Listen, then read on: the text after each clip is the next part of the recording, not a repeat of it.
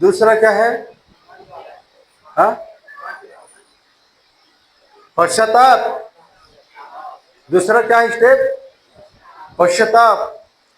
तीसरा मन फिराओ। जब पश्चाताप किए तो छोड़ दो उसको। अब आ जाओ उस पाप की टेढ़ी मेढ़ी गलियों को छोड़कर सीधे मार्ग में परमेश्वर का आ जाओ। मार्ग में आओ बोलता परमेश्वर। आ गए मार्ग में, टेढ़े मार्ग छोड़ करके मन फिराओ भाई। वो सब दुनिया छोड़ दिया अपने पाप की गुनाह की, ये मन फिराव है। इसे कहते हैं मन फिराव। ये मन फिराव के बाद चौथा स्टेप क्या है? बपतिस्मा। बपतिस्मा के बाद पांचवा स्टेप क्या है? अलगाव। और यहीं आके करोड़ों लोग फंसे हैं। बपतिस्मा और अलगाव के बीच में लोग फंसे हैं, क्योंकि बपतिस्मा तक तो आ जाते हैं लोग, पर अलगाव नहीं कर पाते।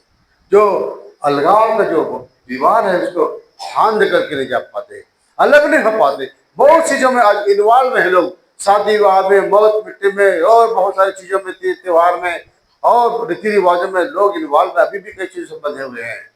आप ये बंधन है, ये आपका, इसमें आप अलग नहीं हो पाए हैं। आप परमेश्वर कहते हैं अलग रहो, दूसरे को दीक्षा त्याग कर लेना, अलग रहो, उनमें से निकलो, और आप नहीं निकल पा रहे हैं।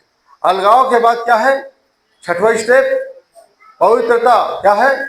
पवित्रता। अलगाव के बाद जब अलग हो जाएंगे सब चीज, तब आप में पवित्रता आएगी। और पवित्रता के बाद सातवां स्टेप क्या है?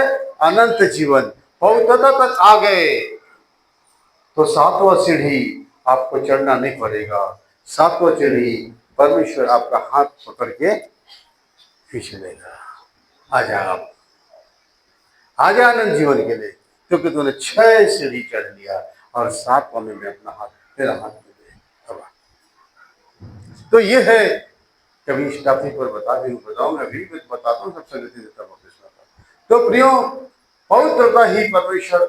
और देखिए इसमें इब्रानियों उसका 12 अध्याय निकालिए आप, 12 का 14 पद पढ़ दो। 12 का 14, इब्रानी 12 का 14 पढ़ दो।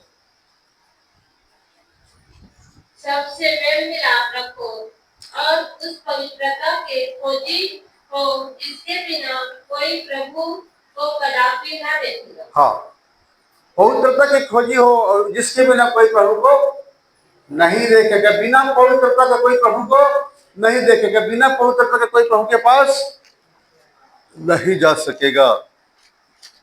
हालेलुया।